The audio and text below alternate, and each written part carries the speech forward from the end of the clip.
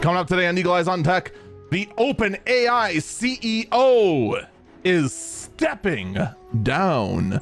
Microsoft is taking shots at Nvidia where it actually hurts. We'll get into more detail on that. Tesla is facing some harsh pushback on many fronts, actually. We'll get into a lot of details on that. And EU regulations are changing a lot of software platforms, and it's coming sooner than you think. All that and more come today.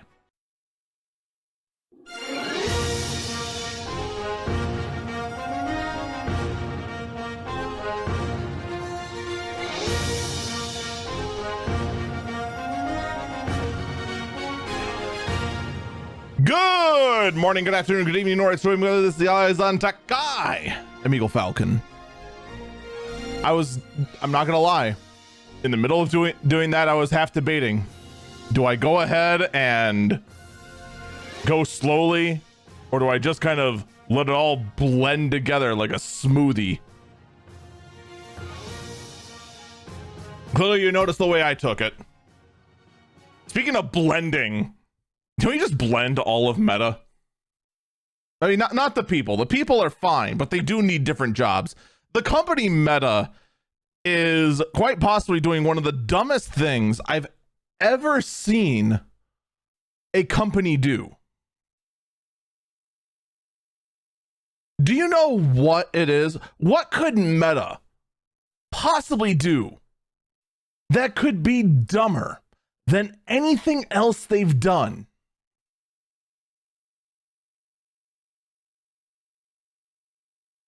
They're going to Congress and asking Congress to go ahead and pass legislation to make everyone's lives easier.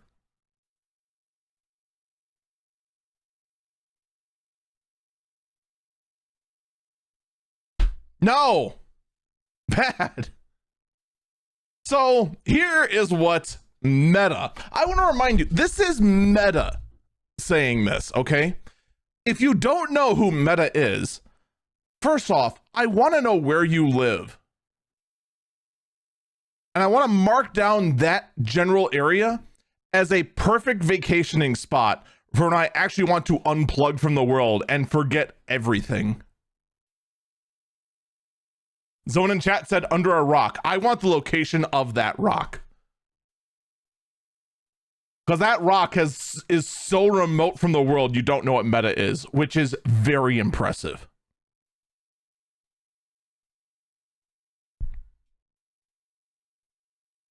Sometimes you just need to get away from it all. And it's increasingly difficult to do.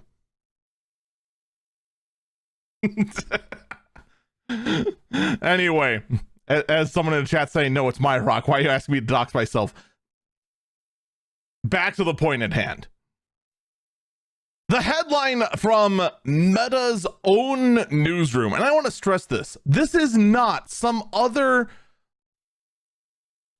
terrible Verge quality news outlet coming up with this headline. This is from Meta itself, which, by the way, their newsroom is still about.fb.com. FB being short for Facebook. I thought you were Meta now. I thought we were trying to get away from that whole toxic Facebook word. Oh yeah, I should explain what Meta is. Meta is Facebook, by the way. Feel like that's an important thing to note here. The headline is, parenting in a digital world is hard. Congress can make it easier.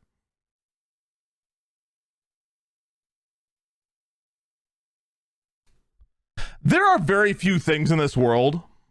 There are very few things, I shouldn't say in this world. There's very few things in the country of the United States of America that Congress can make easier. Most of the time, whenever Congress gets involved in anything, because of the absolute completely toxic cesspool that is American politics, whatever the end result is never something that makes anyone happy. Most of the time. I admit, though, there are a handful of times where this mentality is proven wrong and everyone is better off for it. But to go out and just straight up ask for federal regulation for parenting in a digital world? Oh no. The last time Congress tried to go ahead and intervene in the digital world, it was with something I forgot about. But beyond that, when you have Congress get involved, you end up with things like the DMCA. You get things that benefit some giant corporate conglomerate, and the average person ends up having to dance around everything like they're stuck in the middle of a minefield.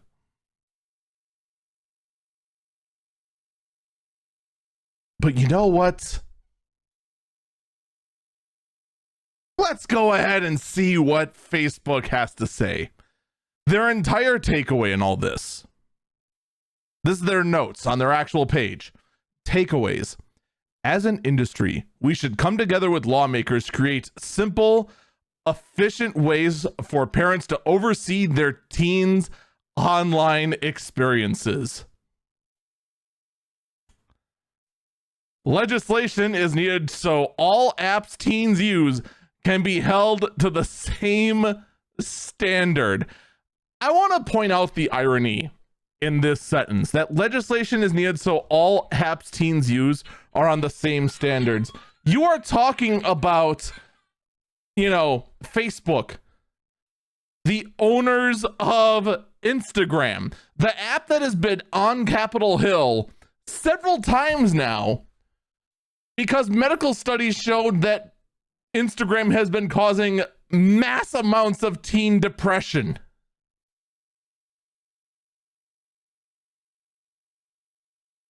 Let's move on, shall we?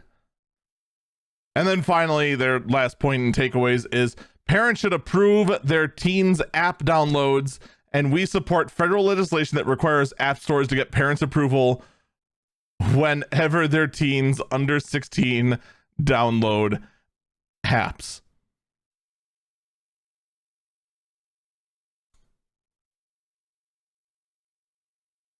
Here's what I want to know. Okay, Facebook. How on earth is that going to be enforced?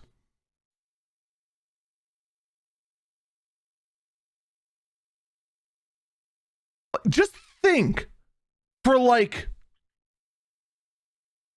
5 seconds, okay? How is anything short of a complete dictatorship or China going to enforce that? You literally, not figuratively, literally cannot enforce that here in the United States without it being absolutely sued to flippin' hell and back.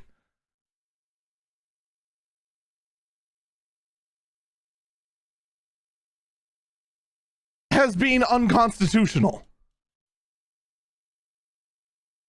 Now,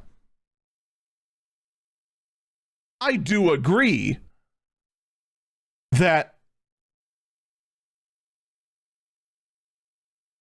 parents should, in fact, keep a closer eye on how their kids are using their electronic devices. There are tons of incredibly sketchy things on the internet. Trust me, I've been around the internet a lot longer than I care to admit. Like,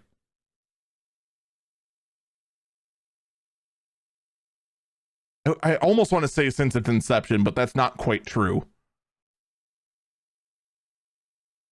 You could find tons of things, and parents should be concerned with what their kids are seeing on the internet. All right? And quite frankly, there are, in fact, ways on devices to control those sort of things, but they could be better. But here's my last point.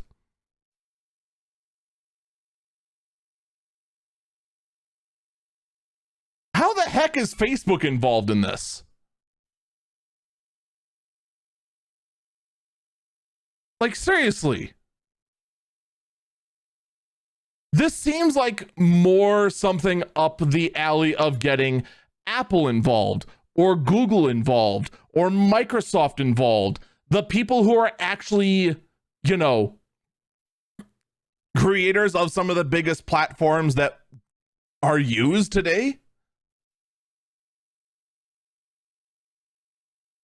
All Facebook has is socially acceptable 4chan. How else would you summarize up the cesspool that is frickin' Facebook, or the cesspool that is Instagram? I'm sorry, Facebook, but for you to come out and try to push for this sort of stuff, I gotta know. All right. Who has a pitchfork at your butt and is telling you to say this?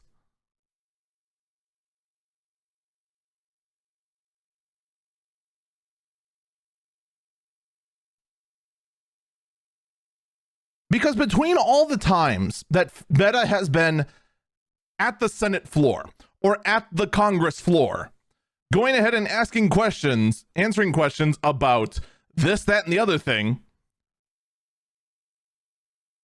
someone is pushing for this.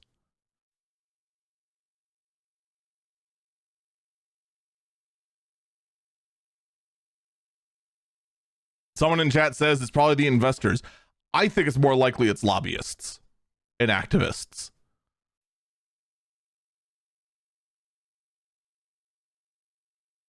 I think it's a bit more political than just straight up investors trying to push for this. Because here's the thing. All investors care about is the bottom, how big is the bottom line? How many digits is the bottom line? And is the bottom line red or black?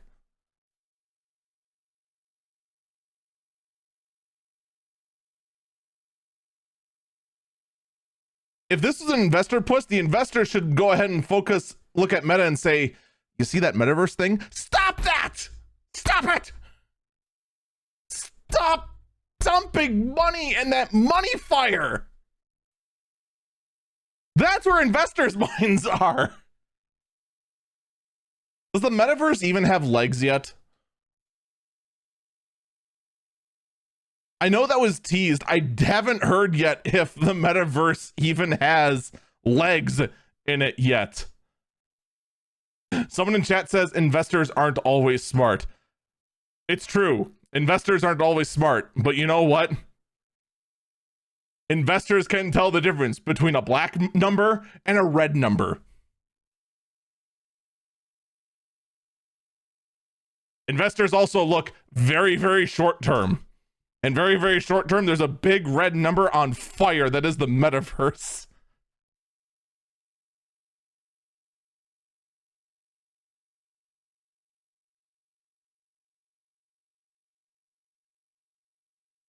I want to know how strong that Facebook Kool-Aid is. In either case, this will be interesting to see where this ends up going. All right. I'll just say this. I'm not even going to bother reading out on this the entire. How many paragraphs is this? 1, 2, 3, 4, 5, 6, 7, 8, 9, 10, 11 paragraph article posted up by Meta about how parents don't parent. Here's what I will say. What they're trying to propose here is not enforceable and is not a solution.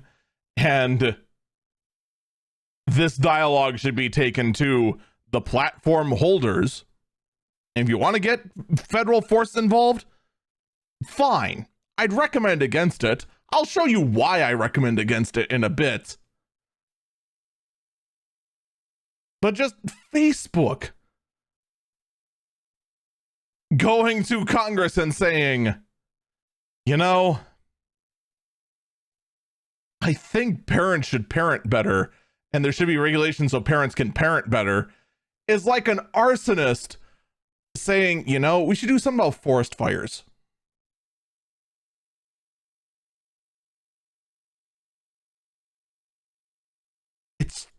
It just comes off really, really strangely. But I mean, if you need a fresh reminder as to the hellscape that is federal regulations in the internet, I just want to give you this little headline, just real quick. All right, just real quick. Google sues people who weaponize the DMCA to remove rivals' search results.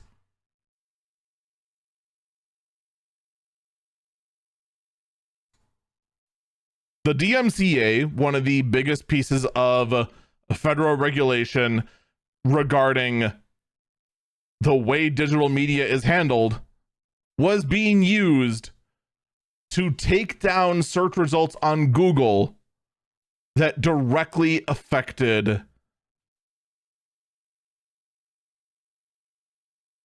the perpetrator's business. So, for example,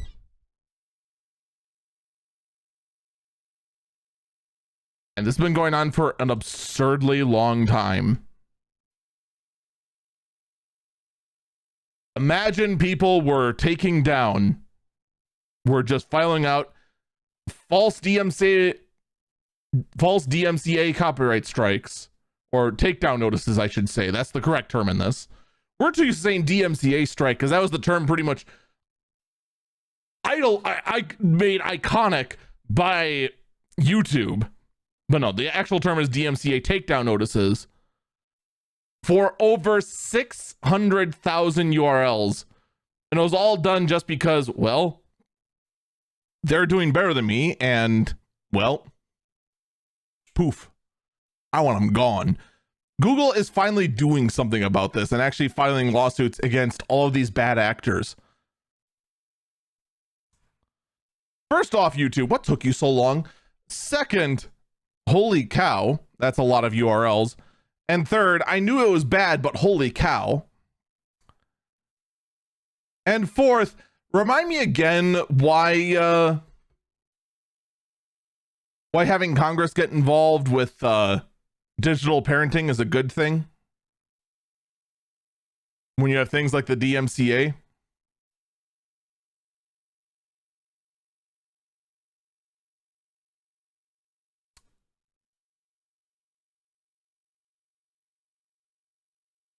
Someone in chat says that 600,000 URLs actually sound small.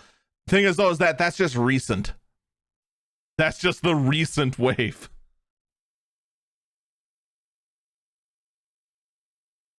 Yeah, over what time frame? There's the real question. Let's actually see what it is. Another 500,000 URLs were targeted over Google. Yeah. Let's see if Ars Technica actually has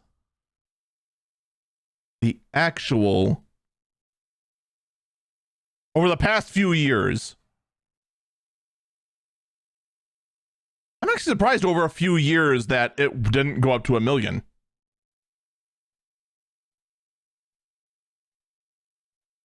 Now, granted, that's not, the number could be much higher. All right, let's also get that down. That's just the ones that are being perpetrated by at least 65 Google accounts.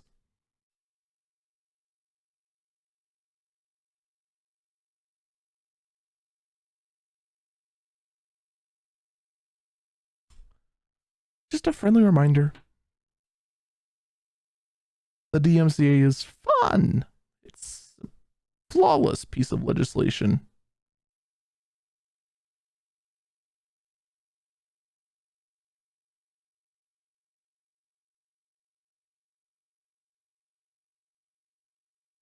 Now, let's instead I'm a little too depressed now. Let's go ahead and just turn our focus to the other side of the pond. Not that pond, the other one, the West Pond, the one that's actually big. I want to talk about Australia. Because Australia had a problem. Their ports were closed. And they have now reopened after they suffered a cyber attack.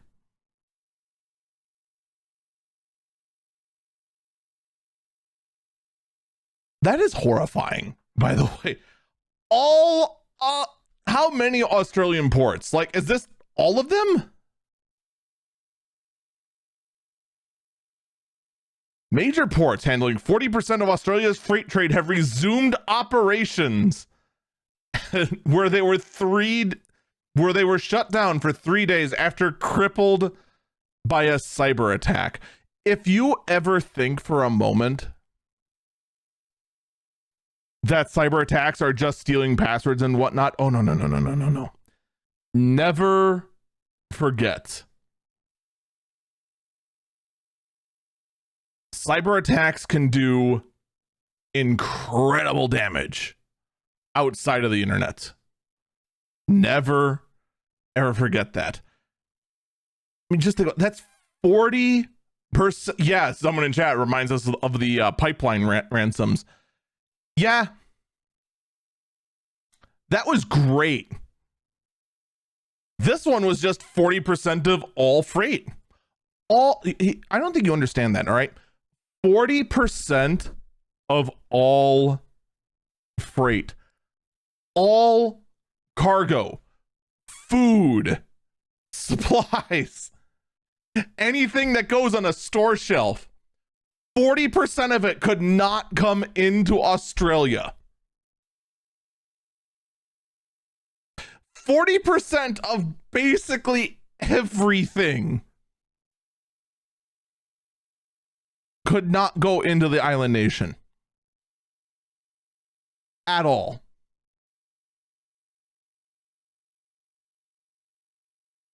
Can you imagine how many kangaroos went without boxing gloves? The horrors. The horrors. All right. Kangaroo jokes aside, that actually is still. I mean, just imagine imagine go to your grocery store and seeing 40% of it empty. You might not even have to imagine it that hard. It was only, what, 4 years ago? 3 years ago? That we had, that was real?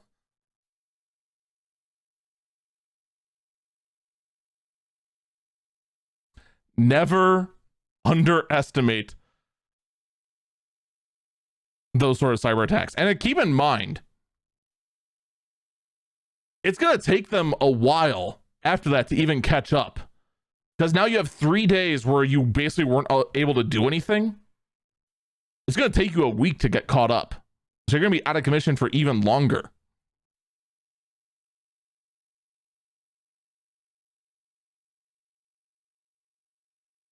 New reports have come out regarding SanDisk. SanDisk is showing some problems. And they found the problem. It's faulty manufacturing.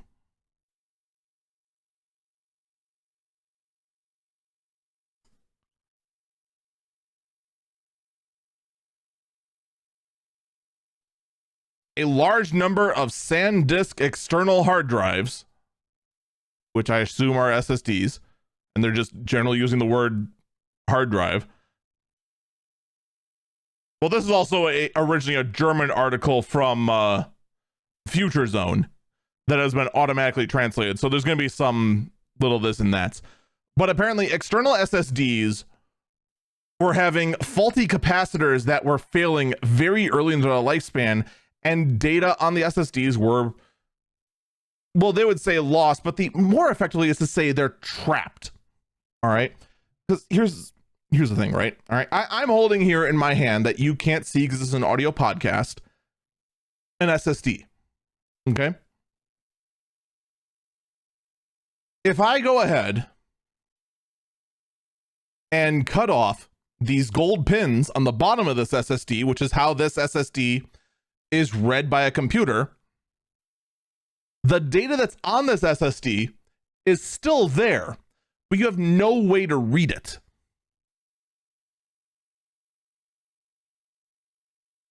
Effectively, the same sort of thing is happening to these, except it's just a bit more internal. The data can still get off it. It just needs to go to a specialist at that point. But this is a huge blow to SanDisk now.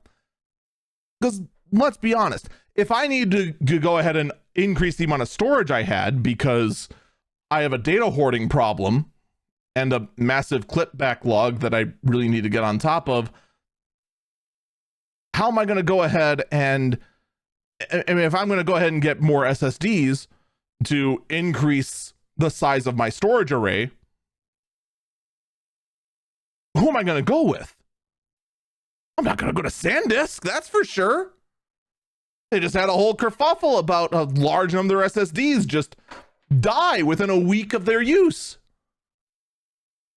Even if I go ahead and let's pretend I get another 2U 24 bay flippin' server and then load them up so I can have like 3 layers of fail safes on there. I'm still not going to go ahead and use faulty drives. It's terrible. Zone in chat says they've never trusted SanDisk for anything outside of small scale portable media storage. But that's the thing. That's what this is external drives. And like, if they're messing up an external, they're talking about external SSD drives. So they're basically those bigger thumb drives that are, you know, like the set, actually about this size now.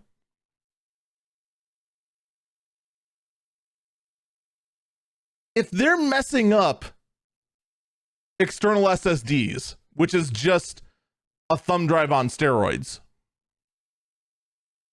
are you even going to trust them with a thumb drive? Heck, I'm working right now. I'm actually working on a lot of things for the stream, but one of the things I'm working on right now is redoing my entire music library for the stream. I have all the music that I need to curate and decide what I am and am not going to keep on a 64 gigabyte flash drive. I don't know who made that. I don't know who made that flash drive.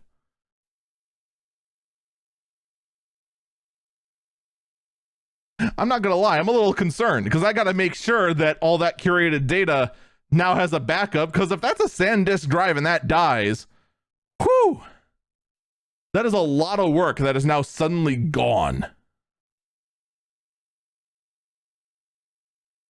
But also, if you ever want to know why, whenever someone asks me what kind of external hard drive to use, I always recommend some massive overkill solution. This is why right here. Because let's pretend you went ahead and actually used just an external SSD, all right? What if it was a SanDisk one before all this came out and then it just suddenly died? Oh, it's all gone. I mean, granted, I say all this, and actually I lost all the data that was on Remder for a while because the backplane died and it wrote a whole bunch of gibberish over it. Which is also why I should have a backup of that. I really do need to work on that at some point. All right, rather than rip on everyone's data practices, let's take a break right here. And when we come back, the PlayStation Portal It's out. Let's talk about how amazing of a solution this thing is for something. I don't know who, though.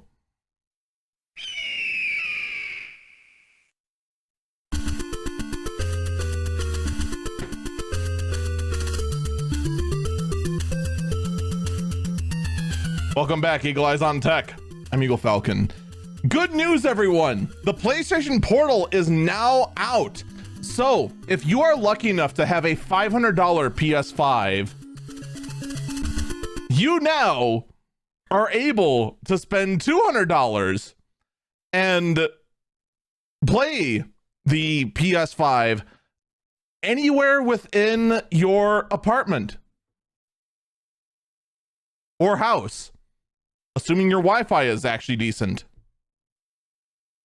All right, we talked about this device when it was first announced. It is now real, and spoiler alert,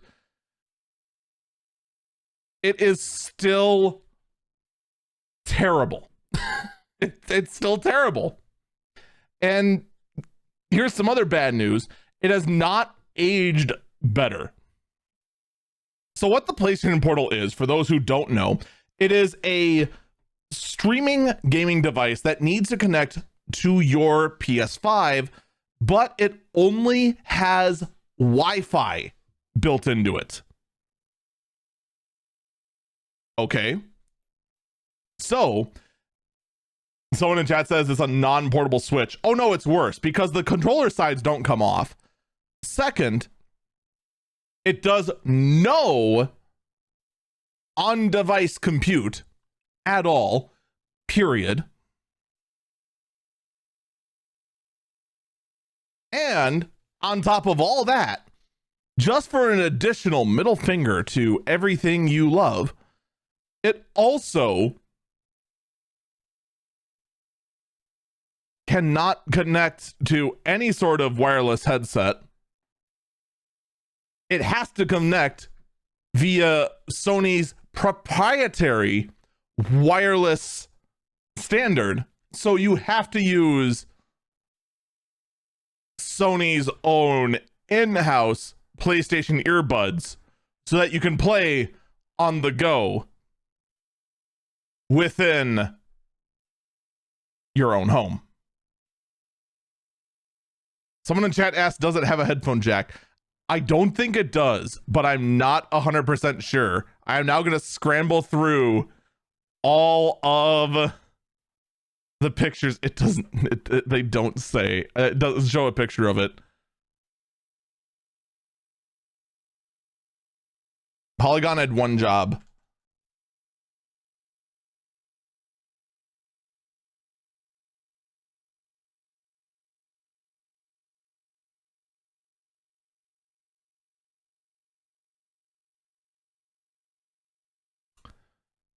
We cannot find the word headphone jack anywhere on the article, or just headphone in general.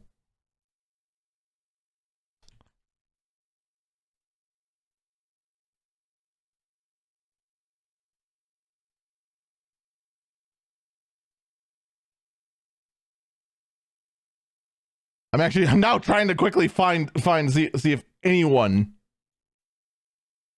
has this.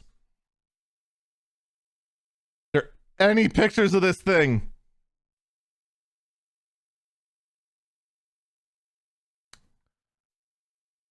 So far the answer looks like no, there is no headphone jack, which makes this even worse somehow. This already didn't have a high chance of being great, and it just looks so much worse. I want to also just like bring this up in the context of just where this sucker fits in the modern era. All right, right now in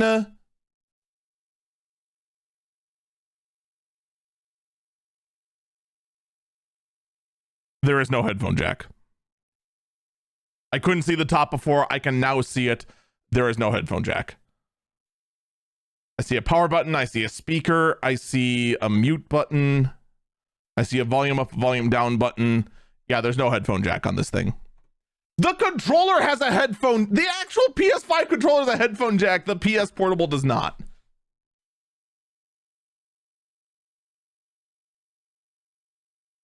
Incredible. Look, if you are in the market and have a big enough home that you can justify spending $200 to play your PS5 games anywhere within your home, good for you. You are part of the 1% of the market that this might be for. But for anyone else, they're just going to go ahead and they're going to get like a Switch Mini or whatever that, what was it called? Switch Lite? Was that the $200 one? They're going to get something like a Switch Lite. They will probably go ahead, save a bit more, and ponder something a bit higher end. There is still the Steam Deck out there, which just got an update. The lowest end version is $400. It's double this, but you can actually play its games anywhere as opposed to this. There's, of course, the new ROG Allies that just came out. There's the Legion Go that just came out. There's the space right now of portable gaming is greatly starting to expand. And it's all thanks to Valve pushing out of their comfort zone and actually kind of paving the way for this kind of portable handheld gaming space that previously was pretty much dominated by Nintendo exclusively with their various Game Boys.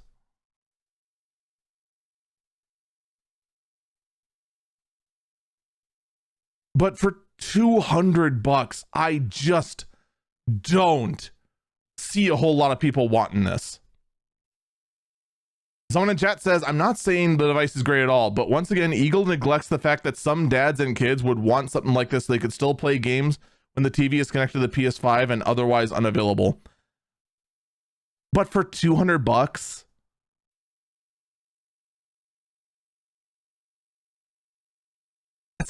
it's like almost half the cost. It's $200, and then you need the heads. Then you need the earbuds with another 100 to even get audio out of it without going through the frickin' little ear slit speakers on the top. It's half the cost of the PS5 right there.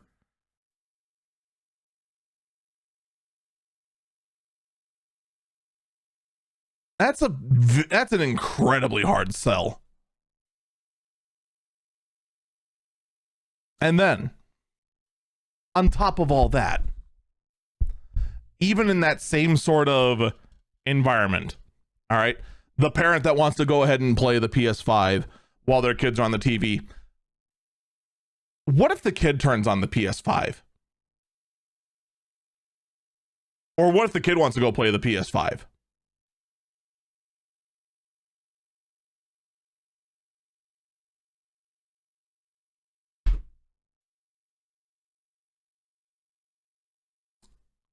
Yeah. That's it for the device.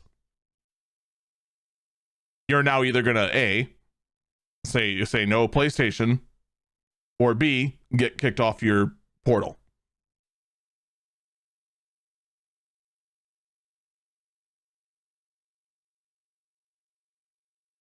They only had to do a few tweaks to this, okay? The part that slays me the most about this $200 device. Someone in chat actually jokingly says get a Chromebook for games.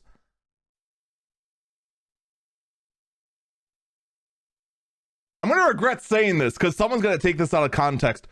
The Chromebook is better for this than the frickin' PlayStation Portal. Because the PlayStation Portal doesn't have access to Sony's cloud service. That's like the one thing they needed to do. And all of a sudden, this device becomes way more justified.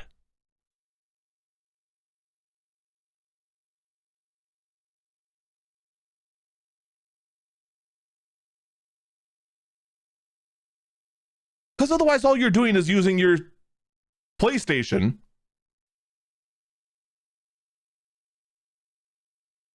as basically a server. And the moment anyone goes ahead and hits a button, it turns it off. I just accidentally ejected the disc out of my PlayStation instead of turned it off because they didn't mark it. Why did they put the eject button and the power button on this, like side by side, and then have them unmarked on the first gen PS5? I don't get that. Anyway, folks, I'm just going to tell you this, right? This device, unless major software updates are done, this is going to go nowhere.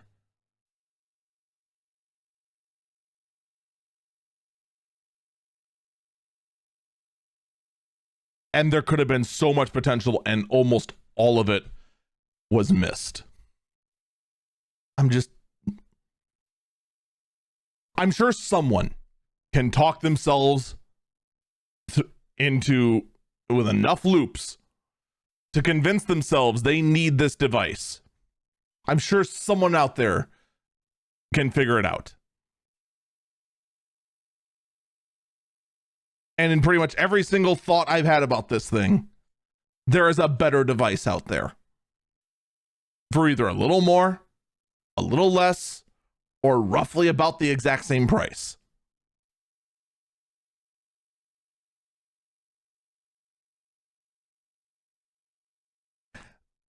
That, and also, I am still not a fan of the white controller thing. All right.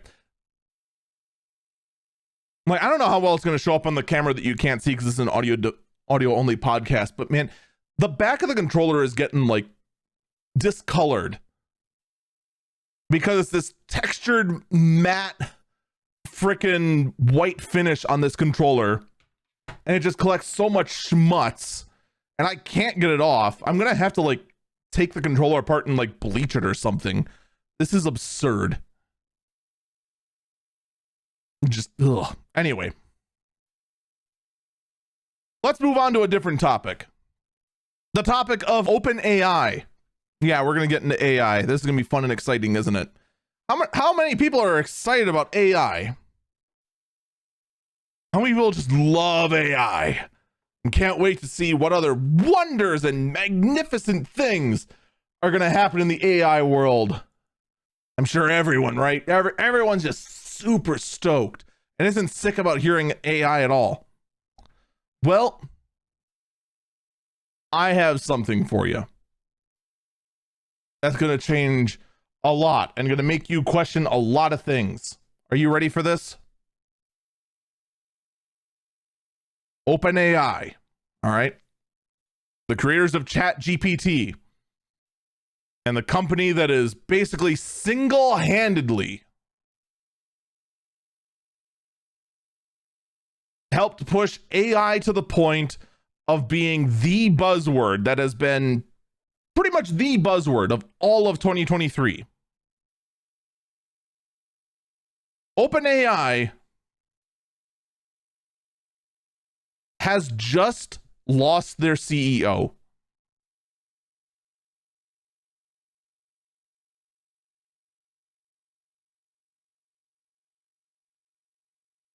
This is really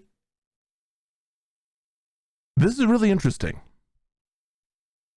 Sam Altman, the former CEO of OpenAI, has stepped down, and the current chief technology officer, Mira Murati, which I have most likely mispronounced, has been appointed to the interim CEO of OpenAI.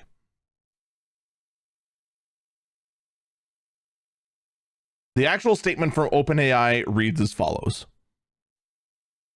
The board of directors of OpenAI Incorporated, the 501c3 that acts as the overall governing body for all OpenAI activities, today announces that Sam Altman will depart as CEO and leave the board of directors. Mira Murati, the company's chief technology officer, will serve as interim CEO effective immediately. A member of OpenAI's leadership team for 5 years, Mira has played a critical role in OpenAI's evolution into a global AI leader. She brings a unique skill set, understanding the company's values, operations, and business, and already leads the company's research, product, and safety functions. Given her long tenure and close engagement with all aspects of the company, including her experience in AI governance and policy, the board believes she is uniquely qualified for the role and anticipates a seamless transition while it conducts a formal search for a permanent CEO. Mr. Altman's departure follows a deliberative review process by the board, which concludes that he was not consistently candid in his communications with the board, hindering its ability to exercise its responsibilities. The board no longer has confidence in his ability to continue leading OpenAI. Let me interject. You knew from the get-go of this statement this wasn't looking good for the previous CEO. Like, there's always two different kinds of the CEO has departed. There is, we appreciate the work that the previous CEO did, but it's time for us to move on, which usually means that the previous CEO just wants to retire, is looking for greener pastures, or just has other ventures to go to. Or there's the, we appreciate their work, but we're just going to go ahead and move on from them. This is in the latter and is in such a way that the third paragraph in, they just basically professionally gaslight Sam Altman.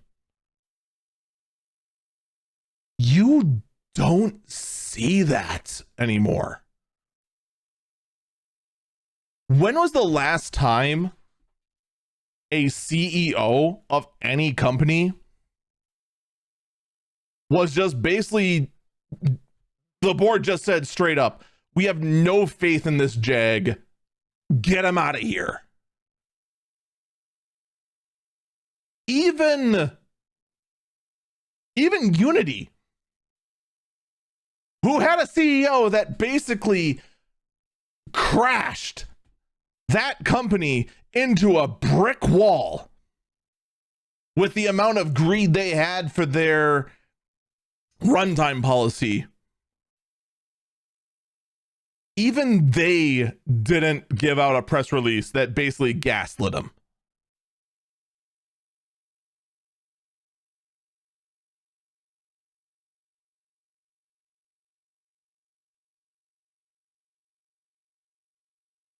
I have no idea what this guy did to absolutely push OpenAI to say, yeah, no, get rid of this guy right now. But it does raise a lot of questions, especially since ChatGPT and OpenAI in general basically seem pretty much is just like the AI company and basically is virtually completely owned by Microsoft. Are we going to start seeing OpenAI move away from that? Is that the reason? Is the fact that Sam Altman has basically sold OpenAI's soul to Microsoft the reason that Sam Altman has been basically forcefully ejected? The statement does continue. I don't know how much more we're going to read to it, but eventually it's just going to get to a point of being, yeah, I can already see like the last three things here, but we'll get to the rest of it. In a statement, the board of directors said OpenAI was deliberately structured to advance our mission to ensure that artificial general intelligence benefits all humanity. The board remains fully committed to serving this mission. We are grateful for Sam's many contributions to the founding and growth of OpenAI. At the same time, we believe new leadership is necessary as we move forward. As the leader of the company's research, product, and safety functions, Mira is exceptionally qualified to step into the role of interim CEO. We have the utmost confidence in her ability to lead OpenAI during this transitional period. OpenAI's board of directors consists of OpenAI chief. Okay. And basically from there, the only other thing that's of note is that Greg Brockman will be stepping down as chairman of the board and will remain in his role at the company, reporting to the CEO. So that is some major leadership changes going on at OpenAI.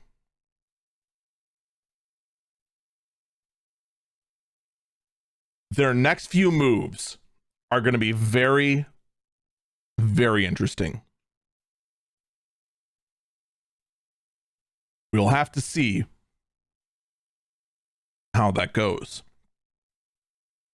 Someone in chat mentions Disney. I actually didn't pay very close attention to Disney when they had their leadership change, but they definitely did need it because they were alienating a lot of people in the direction they were going. But while OpenAI ponders their future, Unity, speaking of companies that took drastic changes, has reshifted themselves. First off, they announced a new version of the Unity engine, which will now include the runtime fees, so no one's going to touch it. At least if they can avoid it. And the new version of Unity also includes Muse, which gives developers the power of generative AI that is, quote, useful and ethical. Because this generative AI that generates assets generates it from other Unity projects.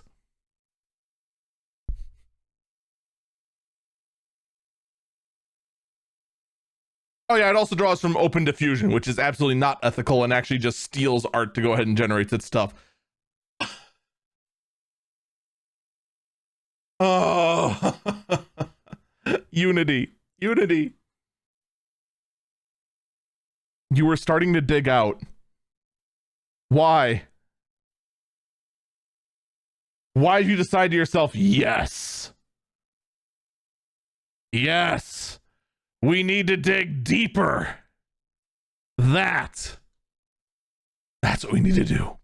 We need to dig our hole even deeper. Who thought this?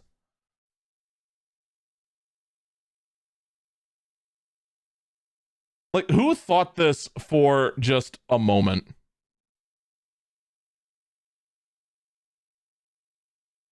All right, well, Unity, good job, good luck with that. That being said, YouTube now is also going in on AI, debuting an AI tool that mimics vocals and just generates music.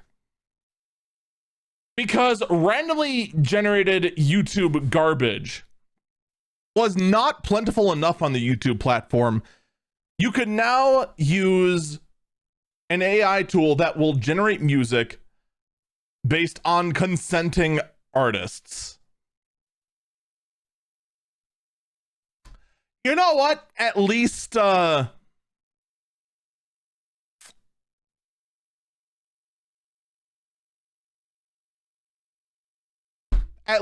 artist that at least the artist consented to this.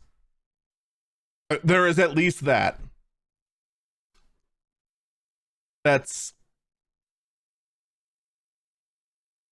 I'm just more surprised that T-Pain consented to this.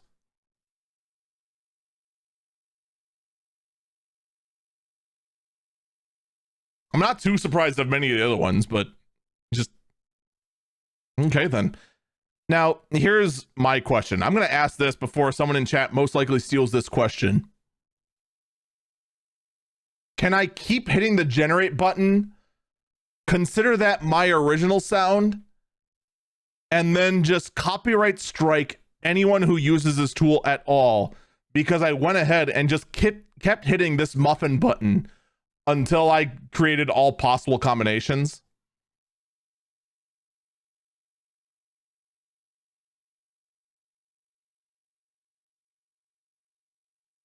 I'm just asking. You know, the YouTube space is one where a lot of people don't want to think anymore. And quite often, we get nonsense like this.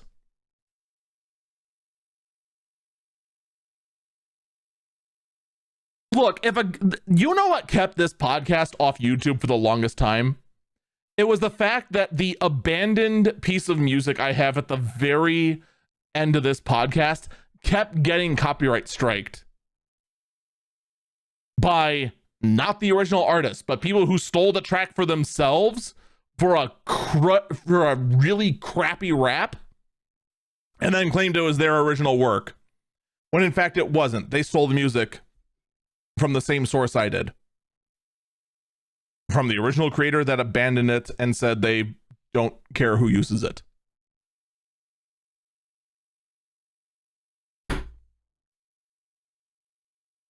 There's literally only 2 people that can claim that track, and everyone who kept claiming it was not one of those 2.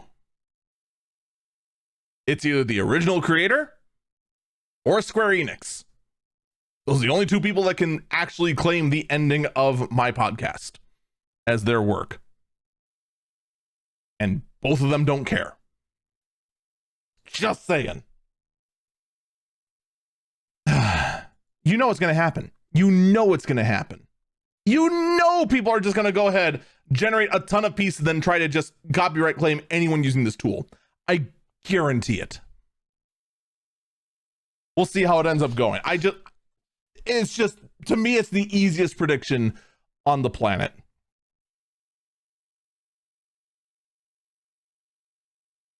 Now, how much time do I have left in this break? You know what? I'm actually going to take a break here because we still have a lot more AI to go through and not a lot of time left in this segment. When we come back, I'm just going to give you the headline of this next story. Google Shopping will hallucinate AI products and then find you something real to buy. Just take that headline into your head and realize that is what we're about to go up against. We'll be right back.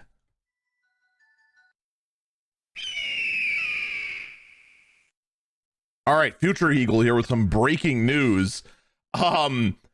This is interesting to say the least.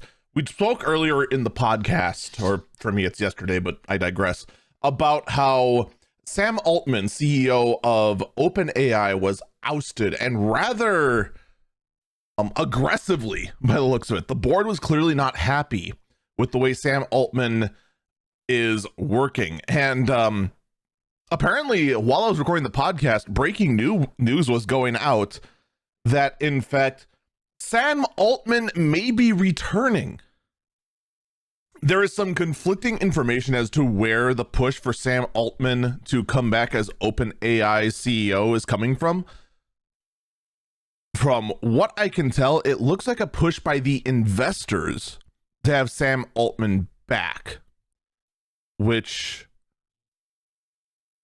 if that is the case, all right, here's what I suspect at this time. And granted, this is very early. You have news developing on a weekend cycle. Nobody who actually investigates this sort of stuff is currently working, other than the real tryhards, and they're not going to be reporting until Monday.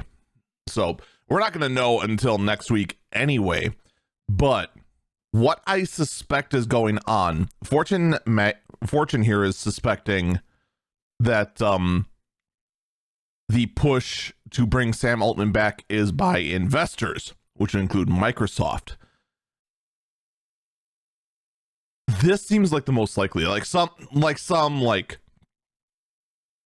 Like The Verge very early on was saying the board is in discussion for Sam to return as CEO, and The Verge even had a freaking super clickbaity tweet saying like the board is begging Sam to return. That makes no sense. Why would they oust him as aggressively as they did and then beg him to come back? That makes no sense. That's a sign of a dysfunctional board. The investors demanding Sam come back would suggest something that's more plausible and spells something very concerning for the future of OpenAI. Because now you have a board that is unhappy with the way Sam Altman was directing the company because they wanted to get rid of him and were not thrilled with the way he operated, and investors that want the direction that Sam Altman was taking OpenAI to continue the norm. So you're going to have an OpenAI company that is going to be running in a direction it doesn't want to do. And let me tell you, if I did, I shouldn't need to tell anyone this, but if you're running in a direction you don't want to run, you're not going to do whatever that is very well at all. And this is not a good sign for the future of OpenAI, especially since, you still have the issue, the fact that large language models that OpenAI is based on still have a tendency to have hilariously bad hallucinations. And, well, you have this kind of turmoil going on the inside. It's kind of going to be bad for the advancement of this technology. And it might mean that someone more nefarious could end up sneaking in and stealing that top spot that OpenAI has. So that is all I have to report currently until something else breaks while I'm doing the editing. So back to the rest of the podcast. All right, Future Eagle here again. Even more future than the last Future Eagle. I'm still going to keep the old one in just because I do want the timeline of all this breaking news to come out. But the Future Eagle that spoke earlier was like 10 a.m. Eagle on Saturday. This is now 2 a.m. Eagle on Monday. And the main reason why I am quietly, and I do want to stress quietly, in this case recording this, is news just dropped like about a half hour ago. We now know who the new OpenAI CEO is going to be. It is not going to be Sam Altman. It is, in fact, going to be, oddly enough, Emmett Shear, as reported by CNBC, Dextro, and many different sources. I'm too tired right now to go get the board room meeting thing. The news post from OpenAI directly. But OpenAI has named that they're going to be having the former Twitch head Emmett Shear as its new CEO. Why? For those of you who don't understand just how stupid of a move this is, Emmett Shear is the old CEO of Twitch. He basically held the position and did nothing with Twitch to innovate it, did the bare minimum, and barely ran the company until finally he was replaced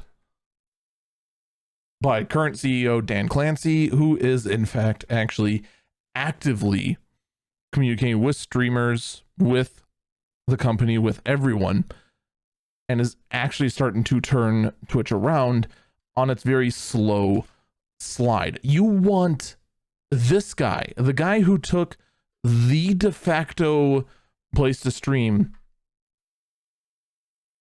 let all kinds of hacks happen, let all kinds of mismanagement happen. You want this guy to lead OpenAI when your investors, allegedly, we still don't know where the push to bring back the old CEO came from. I have to assume if it did exist, that it wasn't just some rumblings, that it was the investors. That's the only way that makes sense. You're going to bring on a far more unqualified CEO to run the head company in AI development. Literally, I don't know what was going on behind the scenes with Sam Altman that made the board want to get rid of him. But yeah, this is a bad idea completely. That's my two thoughts on this. This roller coaster is really nuts. I've now got to go re-edit the podcast. I was about to go ahead. I was literally, not figuratively, literally about to go kill all the lights, start uploading the podcast, and then say that's it. Now I'm going to have to delay the podcast. There's no way the render and the upload is going to be done in time. But we're back to it again. The render just... Ugh. Anyway, that's it from Future Eagle. Back to Present Eagle, who's much more well rested. I need a nap. I need to actually go to bed. Holy cow. This is madness. Okay, 2 a.m. Eagle here again. It's now 2:30 a.m. I was just about to close everything up and a breaking news bulletin came up on CNBC. I really need some sleep and this is driving me nuts. But this is all kind of urgent because of everything going on. A new update has in fact come up in regards to the OpenAI situation. Sam Altman, the former CEO of OpenAI, has been announced by Microsoft's CEO that Sam Altman will be hired as the lead for Microsoft's new AI team. This is going to be, if this is all correct and nothing interferes with all of this, between, I already forgot his name. There we go. After Emmett Shear being hired on to be the CEO of OpenAI, which is not a great management decision, and Sam Altman, again, I don't know what Sam Altman did to piss off the board of OpenAI, but he clearly did something that they really didn't like. And hopefully we'll get some more details about that after the fact, but Sam Altman is going to be the new lead of Microsoft's AI team, which is an excellent move by Microsoft. I'm not going to lie. That's freaking brilliant. And former failure CEO of Twitch is going to be the CEO over at OpenAI. Again, if nothing interferes at the very last minute, this whole thing is rather surprising. All right, there is now nothing else that can interfere. I'm actually going to bed and you're going to enjoy the rest of the podcast. Wow. Just wow.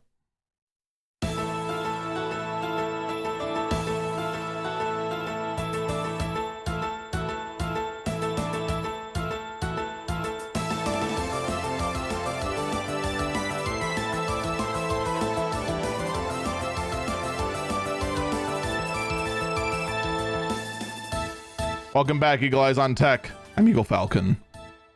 All right, first things first, I actually did find a statement made by Rivian that was in regards to what happened over there. The exact statement is as follows. Hi, all. We made an error with the 2023.24 OTA update. A fat finger where the wrong build with the wrong security certificates was sent out. We canceled the campaign and will restart it with the proper software that went through the different campaigns of beta testing. The service will be contacting the impacted customers and will go through the resolution options. That may require physical repair in some cases. This is on us. We messed up. Thanks for the support and your patience as we go through this. Update 1. The issue impacts on the infotainment system. In most cases, the rest of the vehicle systems are still operational. The vehicle reset or sleep cycle will not resolve the issue. We are validating the best options to address the issue. For the impacted vehicles, our customer support team is prioritizing support for our customers related to the issue. Thank you. So they're not going into details on how they messed up, but it definitely sounds like their process for validation of this is very, very lacking, to say the least. Unless there was someone at the very tail end just grabbed I mean, I've done that before. We've actually had several times, more often than I want to admit, the wrong Eagle Eyes on Tech episode getting uploaded, and an older one that, like, the old file just wasn't overwritten by the new one that finished going out of the editor, and the old version ended up getting uploaded again. That's happened to us a couple of times, but I'm one guy that just keeps using us when referring to the team of just me, myself, and I. So, Meanwhile, though, I want to talk about a very stupid Reddit post. All right. This Reddit post is driving me insane because there are tons of very forward-thinking or allegedly forward-thinking individuals in the tech space citing this Reddit post and saying that you need to go ahead and get off Chrome and switch to Firefox. Okay. Here's the Reddit post. It is saying that Google confirms they will disable uBlock Origin in Chrome in 2024. Now, this sounds really bad, right? Okay. This sounds like, okay, Google is going to, in fact, just completely get rid of uBlock, and everyone would assume then any kind of ad blocker in Google entirely. So you need to go ahead and switch to Firefox. All right. That is what is implied here. Okay. And it makes some sense. Google has been pushing very hard against ad blockers in YouTube. So, you know, that whole push seems like it matches, right? Here is the thing, though. Every single person trying to push that you need to dump Google Chrome, and it's all because of this, is either stupid or intentionally misinforming to get more people off Chrome. And I say this as someone that says you really should try and get off Chrome and Chrome-based browsers. I actually would encourage people to switch over to Firefox, since it's one of the only browsers left that actually is based on itself. Why do I say that this is actually intentional misinformation, or people are just stupid trying to push this? The second line in the post says, Google confirms they will disable MV2 extensions, including uBlock Origins, in mid-2024, citing the developer blog from Chrome talking about the transition to MV3.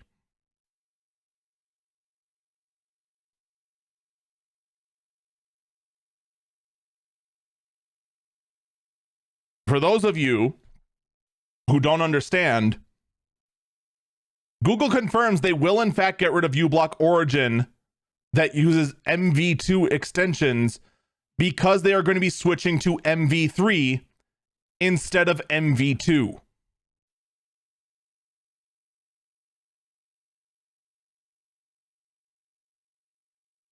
This is the equivalent of saying I am going to no longer buy gasoline because I now have an electric car.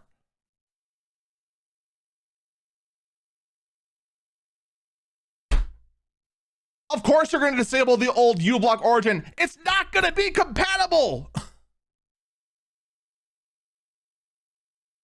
No, Google is not going to just straight up block uBlock Origin just because they want to block uBlock Origin. They're going to disable old uBlock Origin because it's not going to be compatible with the new extension type.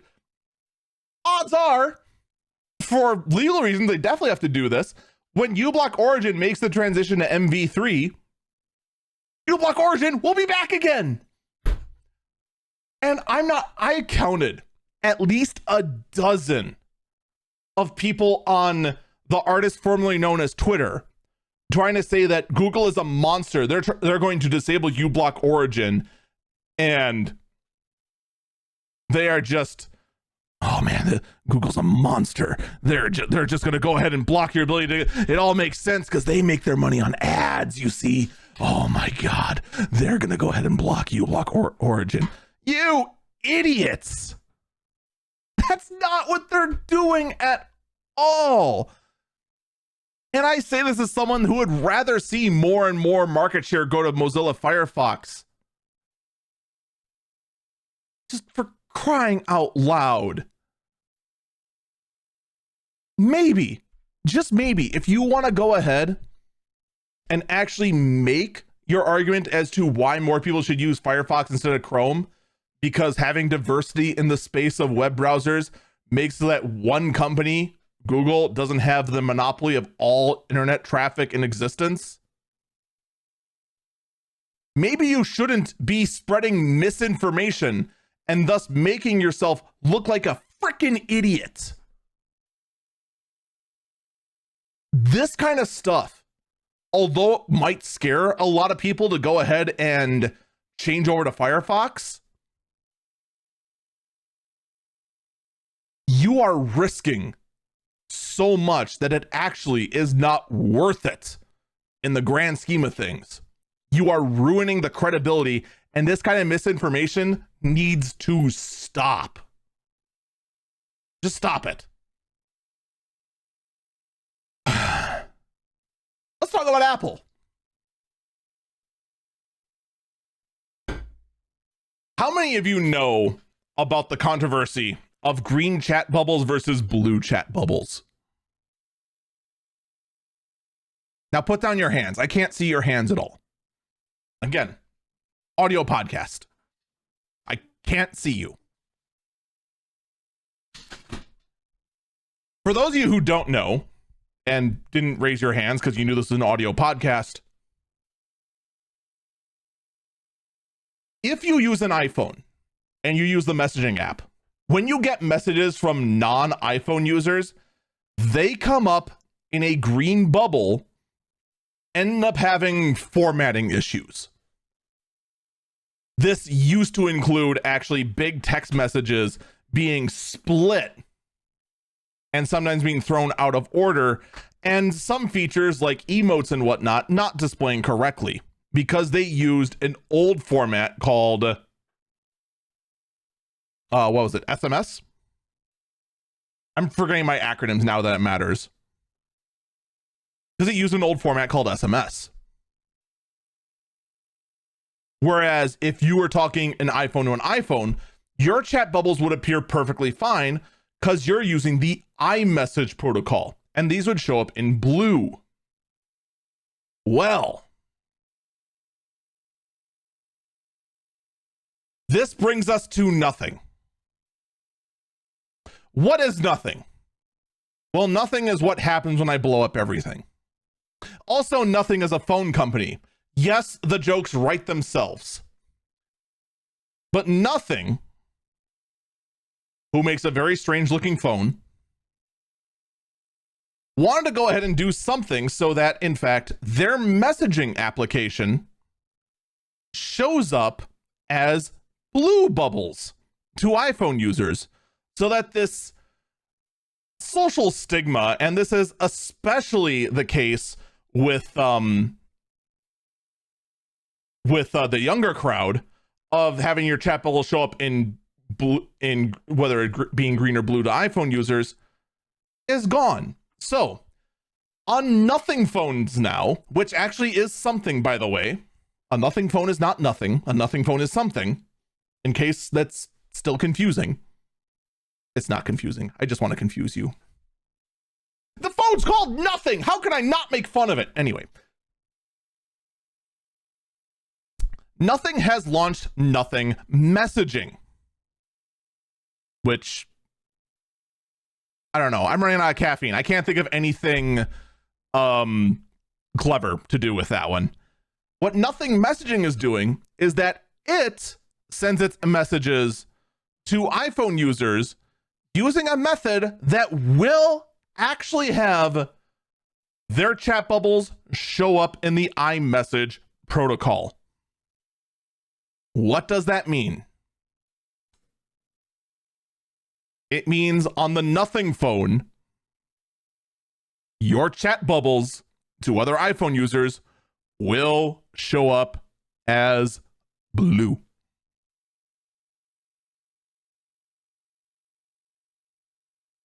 Well, if you're in the younger crowd that cares about that kind of stigma, that's huge. That's a game changer. How do they do it? Does anyone want to take a guess how they do it? Just take a guess. Take a guess how this company went ahead and figured out a way to spoof the iMessage protocol so that Apple devices see the Nothing phone as an iPhone.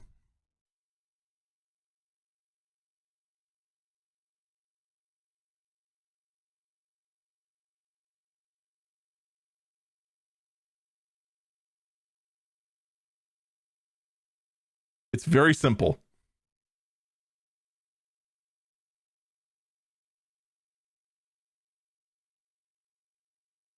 They use Apple servers.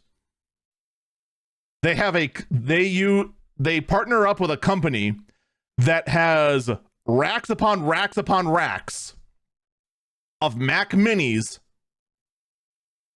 that you basically text your message to this Mac Mini, and then the Mac Mini texts the message using iMessage. So essentially, you're giving your Apple credentials to a foreign cloud service that's using just a wall of little Mac Minis. And it kind of is a bit of a security risk. Like, anyone who's really concerned about their data, you are forwarding all your text messages through a Mac Mini in an unknown place over in nowhere.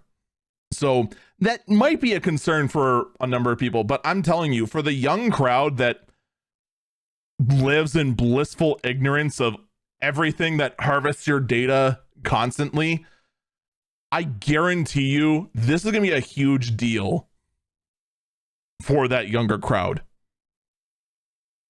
Like, I'm not even kidding. It might be enough to actually put Nothing on the map. Or then again, it might not matter at all because Apple has in fact announced that they're going to be supporting RCS anyway. All right, Eagle, you've used way too many acronyms. What the heck is RCS? So right now, we've talked about SMS, the current text messaging protocol that's used between Android phones and iPhones. iPhones use iMessage to communicate with each other.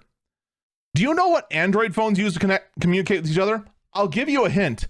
It's not SMS.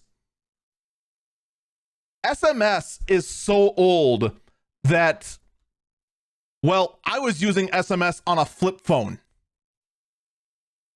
That's how old of a protocol SMS is.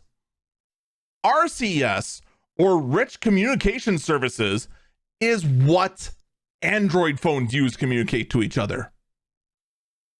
And that is why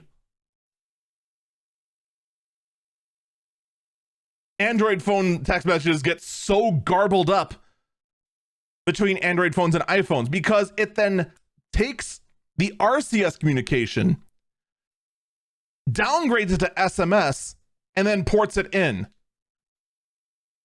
So basically, how iPhones were how Android and iPhones were communicating is that you'd take the message, All right. You take like the note, like so, and rather than just handing the crisp and clean note to someone, they'd crumple it up into a ball, shoot it like a paper ball basket, and then the iPhone has to uncrumple it and then try to figure out what the heck it said.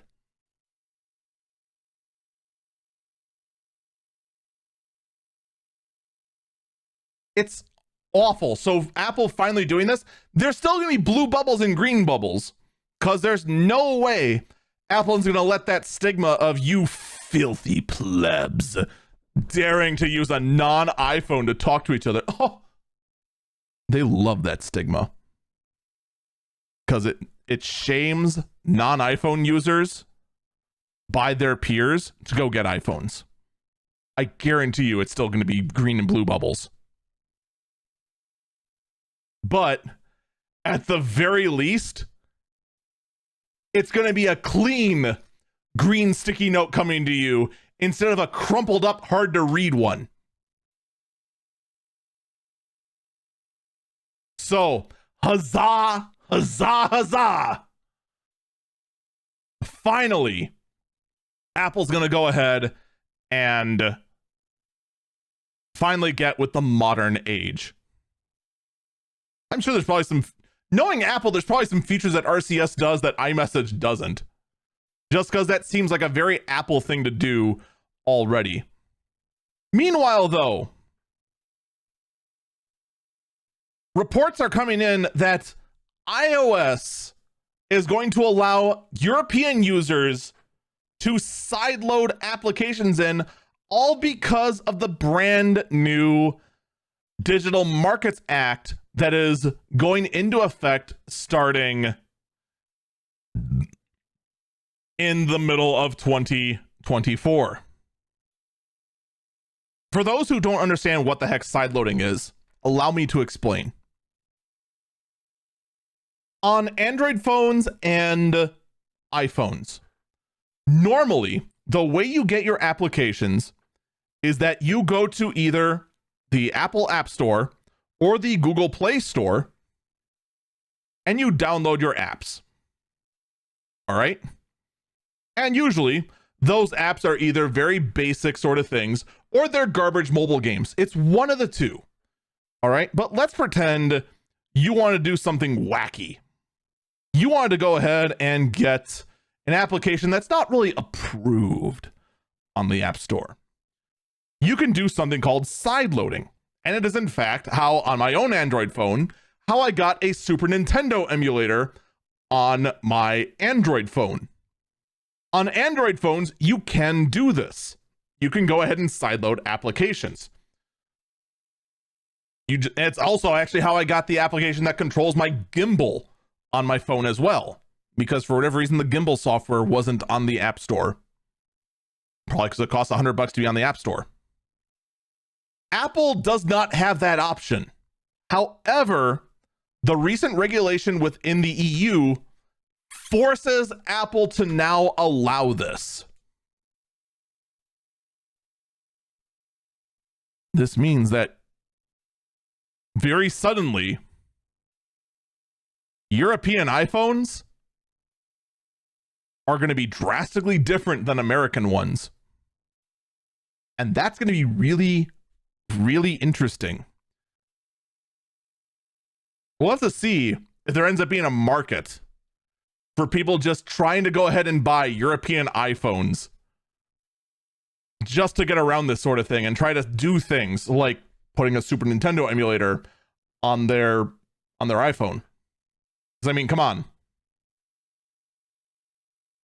This is way better than any mobile game out there. In all 16 bits of it.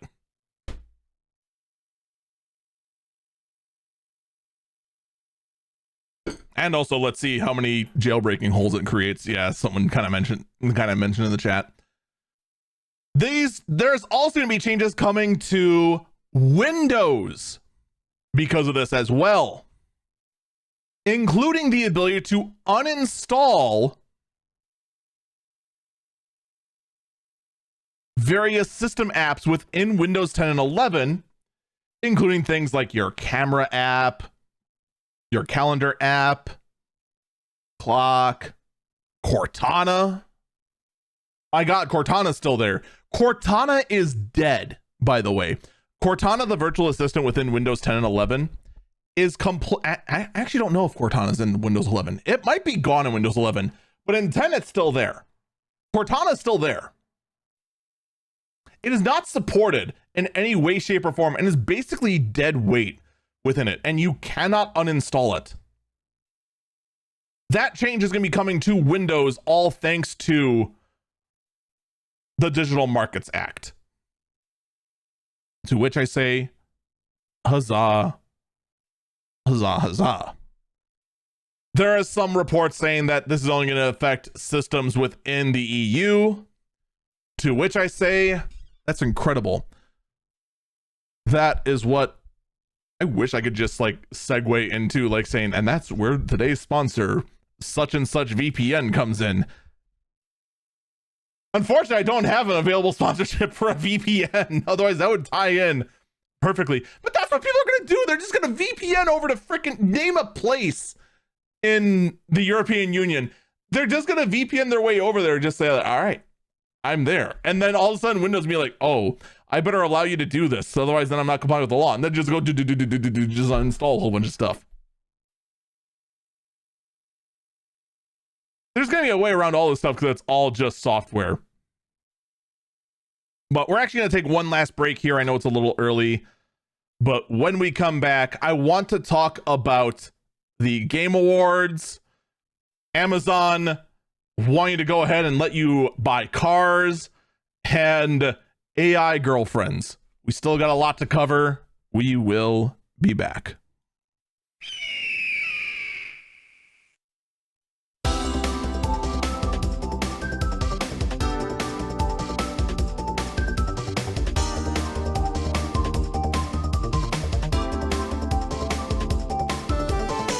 Welcome back, Eagle Eyes on Tech. I'm Eagle Falcon. We have the nominations for the Game Awards of 2023. I'm not entirely sure when they're gonna be, but we now do have them. And you know, some of these are a little strange to me. Like, probably one of the biggest things to me, and correct me if I'm wrong, but does it seem weird to anyone else that Resident Evil 4, a remake of an old game, is in the running for Game of the Year?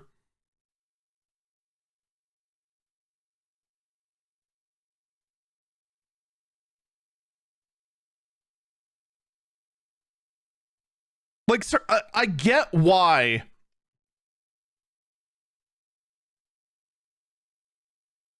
I get why Alan Wake 2 is there. I especially get why Baldur's Gate 3 is there. In fact, I'm willing to bet money on this list Baldur's Gate 3 is probably going to win.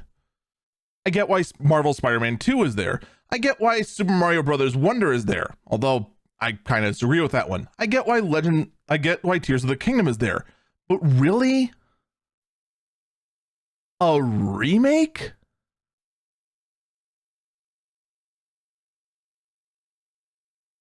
A remake beat out many of the other brand new games that came out.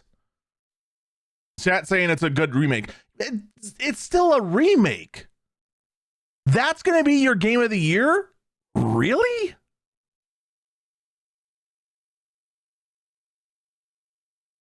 Imagine if a refresh of a car won Car of the Year. That is just basically the exact same car as it was before with some minor tweaking.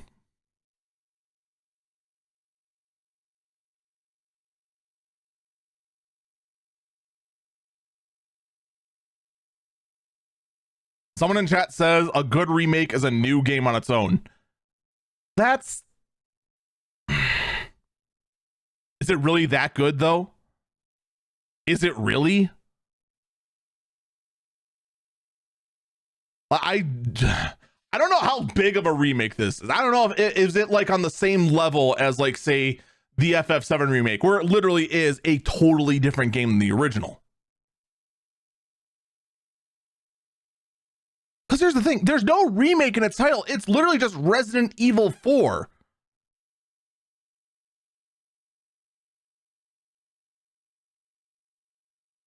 Someone in chat says it gives plenty to rediscover, but it's not a new game. It adds.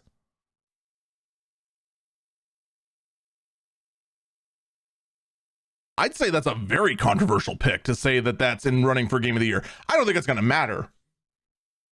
Because I think Baldur's Gate 3 is going to run away with it.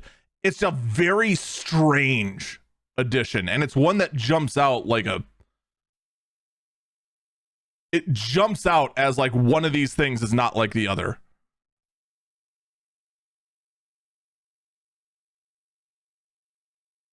And many of the other ones are just kind of what you expect. Best game direction, we've got, well, everyone except Resident Evil 4 in the running for that one. Best narrative, Alan Wake 2, Baldur's Gate 3, Cyberpunk 2077, Final Fantasy 16. How did Final Fantasy 16 get shoved out of the running compared to a remake?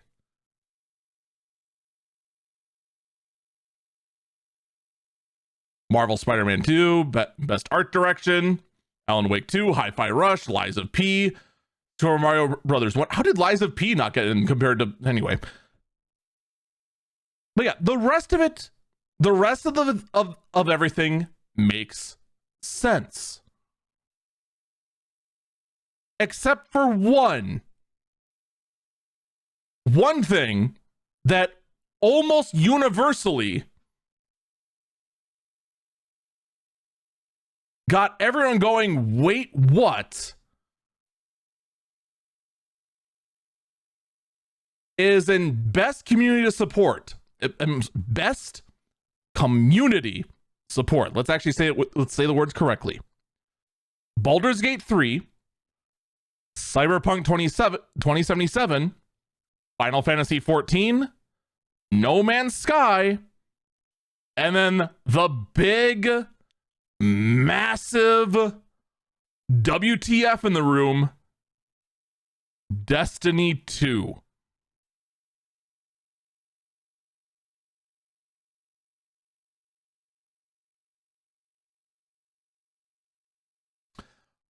Look, I'll tell you this right now. FF14 is not winning best community support. Most likely Baldur's Gate 3 is going to win it. I just want to know.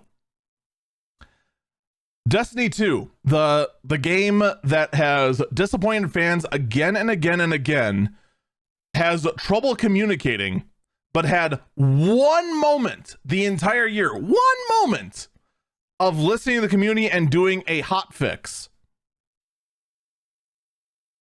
How is that in the running for best community support? That is like saying best engine that listens to its customers. Unity. Seems a little weird, doesn't it?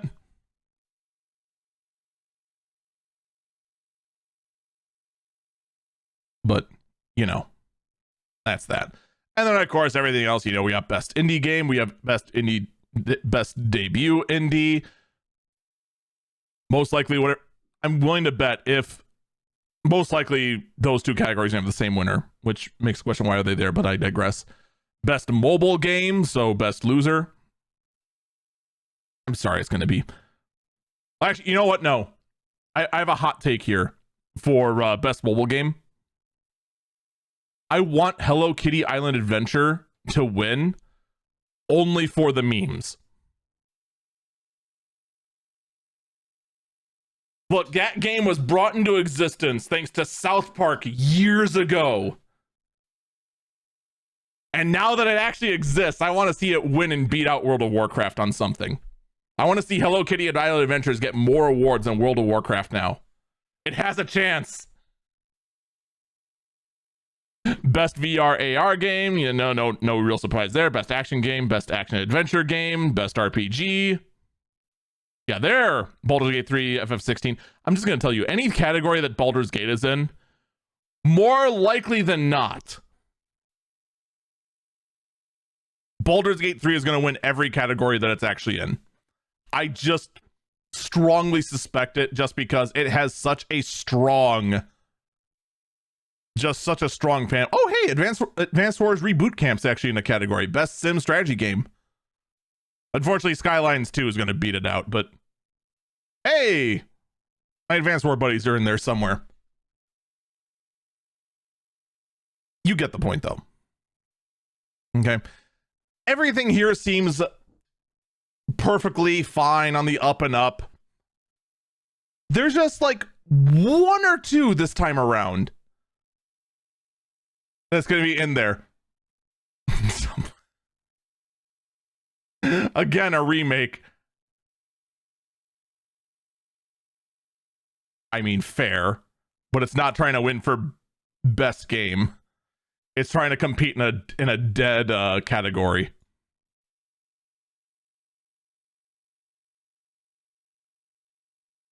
God, I wish that wasn't the case, though. We need more strategy games. There's just none.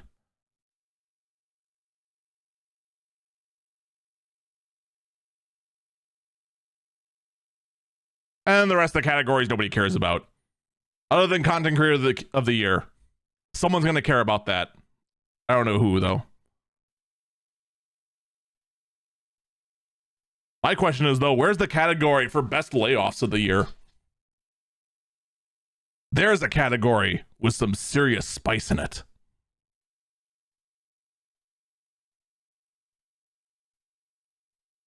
But it is what it is. We'll cover that when it happens. We'll see if this time around, if there's going to be some guy spouting nonsense that just walked up like he owned the place this year round.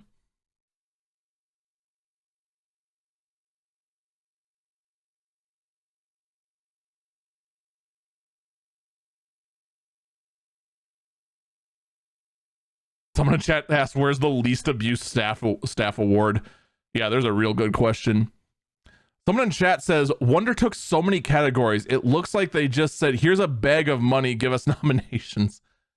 The thing is that I don't think Nintendo cares enough to do that sort of thing. Like, let's actually take a look at all the categories Wonder ended up in. All right, Wonder ended in Game of the Year. I think, look, if I'm going to gripe about Resident Evil 4 not being in there, Super Mario Brothers Wonder also is like a very close second to that, because man, Wonder is just like yet another Mario game. They're then in Best Game Direction, which is just everyone in Game of the Year except for Resident Evil 4. They are then in Best Art Direction. I'll defend that one. Mario Brothers Wonder does have a different art direction. I mean, they took a Mario game and made it look like an acid trip.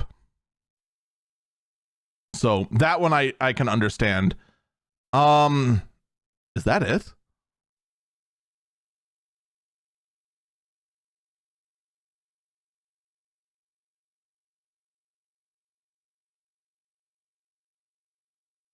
They're in Best Family category. All right, that's 4. That one I also understand. They're in Best Multiplayer. They must not want to put like MMOs in there for Best Multiplayer.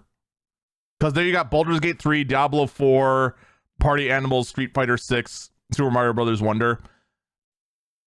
Yeah, okay, that makes some sense. I feel like there's better multiplayer ones to put in there, but they might not want to put like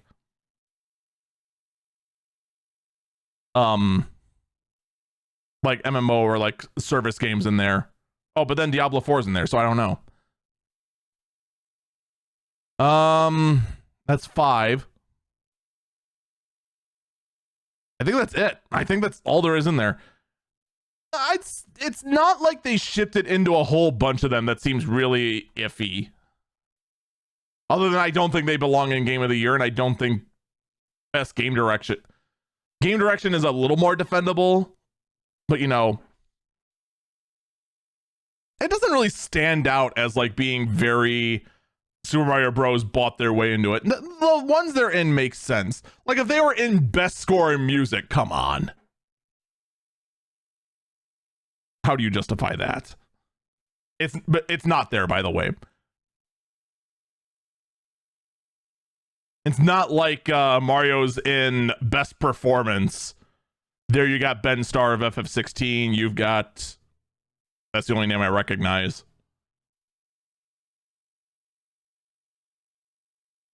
They say it looks a lot worse in the voting. I don't have the voting page in front of me, so I can't judge it based on the voting. We're going to move on, though, because my dinner's getting cold and it's sitting right next to me and smelling delicious. Amazon is trying to push for a new product category. And that product category is cars.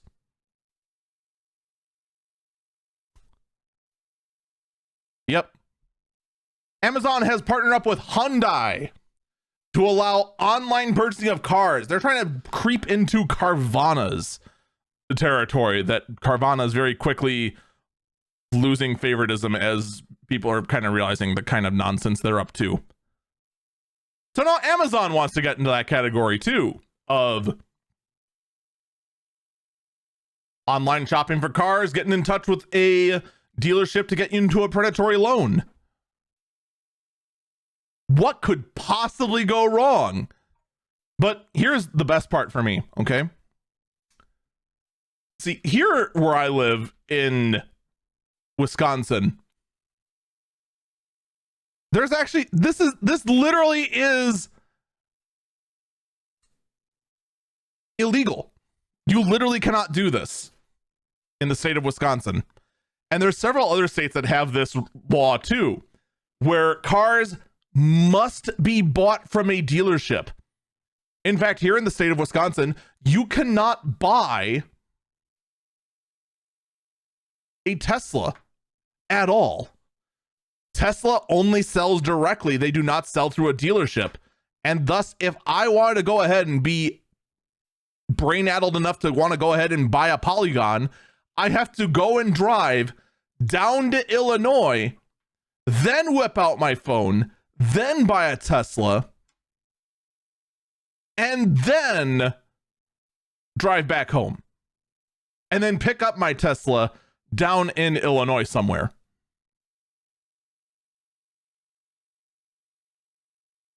And then ask myself, why the heck did I buy a Polygon?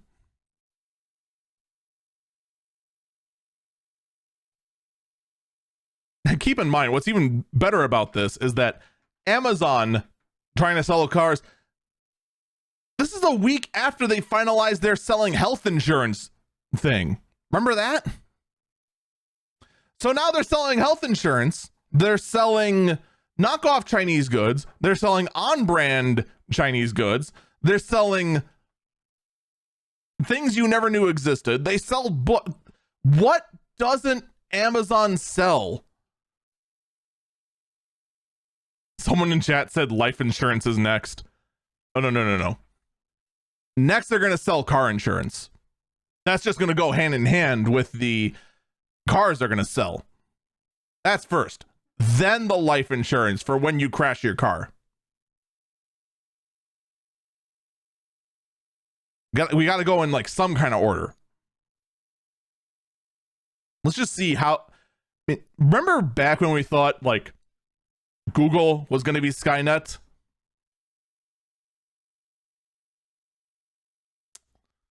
Man, we showed us. Turns out Amazon was the correct answer. Amazon is in fact going to be Skynet. Meanwhile, we turn to the sillier stories. I give you a ransomware group that went ahead and reported their victim to SEC regulators that they were hit with ransomware. Yes, you heard that right. A ransomware group hacked a company and then reported the company as being hacked by ransomware.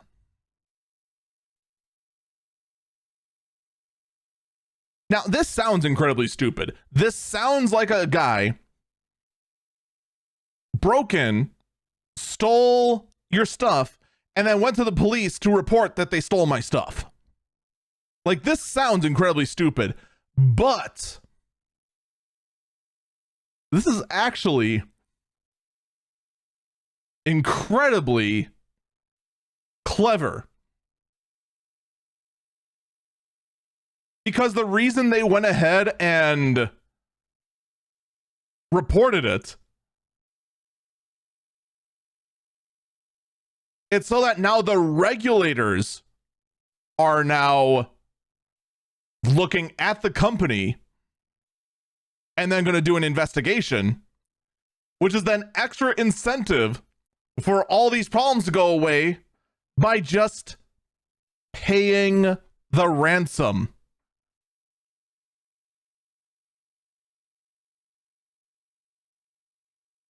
This very quickly went from a 0 IQ play to 1,000 IQ play once you start connecting all the dots. I gotta say,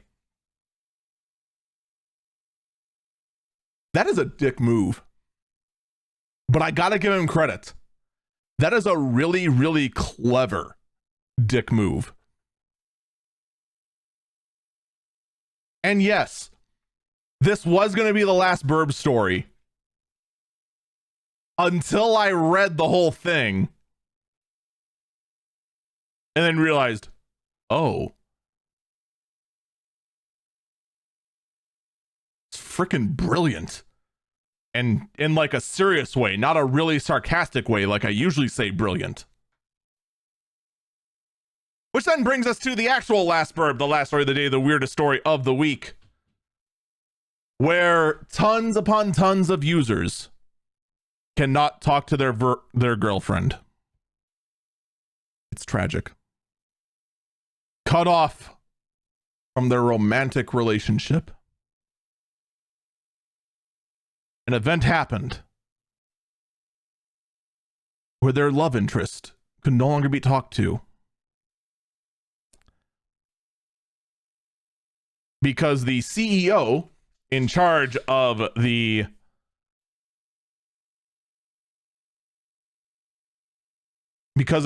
AI. So here's the thing. All right, I got distracted for a bit because someone in chat said, "Is Twitch down?" And I had to like double check to make sure, and I lost my train of thought. So I lost where I was going to go with it.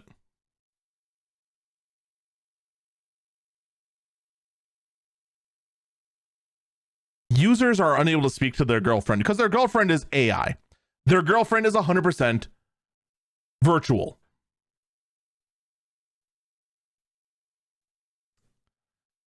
And the AI service was shut down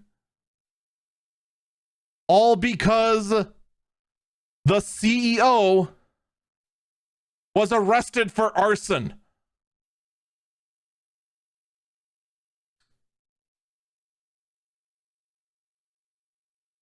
Ah, yes. I'm sorry. I had to, I'm single again. I had to cut off ties with my old girlfriend.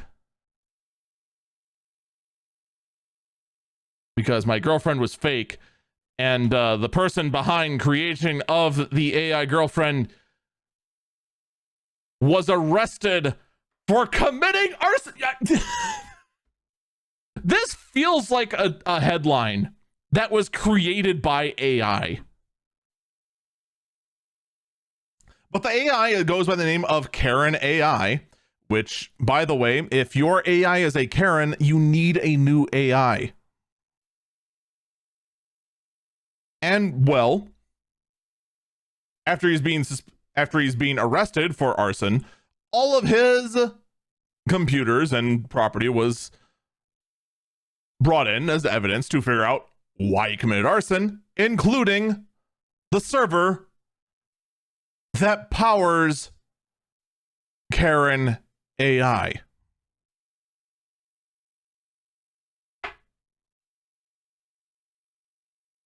Slow freaking clap. I just gotta ask. When there is the court case to go ahead and try to convict the CEO for committing arson, is Karen AI going to be brought to the stand to testify? Because if so, I demand a copy of that transcript, because that would be amazing and really just be a sign that we definitely live in a society. Folks, that is going to do it for this episode of Eagle Eyes on Tech. Thank you so much for listening, and I do encourage you to check out my other works at youtube.com/EagleFalcon and my Twitch channel, twitch.tv/EagleFalcon. Even though we're going to be taking a bit of a hiatus on Twitch for a couple of days as we approach the Thanksgiving holiday and I actually have to cook, but we'll still be there and having a lot of fun regardless. Take care, and hopefully I'll see you then. Good night, everyone. Good night.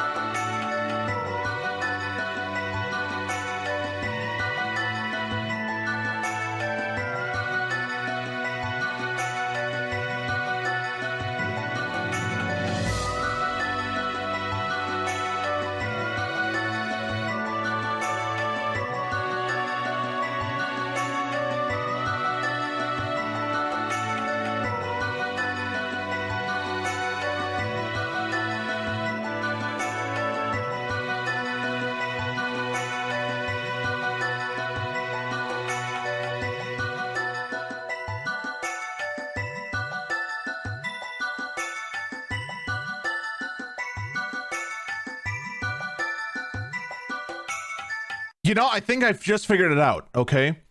What actually happened, all right? It's not that the CEO went to jail for arson. You see, Karen, the AI, gave the CEO a new recipe on how to cook turkey, and then he followed it letter to letter at someone else's house, which unfortunately involved dunking a frozen turkey into a deep fat fryer, and that caused a massive explosion, and that set fire to his target's house. It wasn't all an attempt at arson. No, it was all an AI hallucination caused by his crazy AI girlfriend. Of course, it all makes sense. Oh, why was at his friend's house to go ahead and cook this turkey several weeks before Thanksgiving? I have no idea. And I also base this all on I just made it up. But still, you just can't get over the headline. Users can't speak to viral AI girlfriend because Karen AI CEO is in jail for arson. You can't make that up. It's incredible.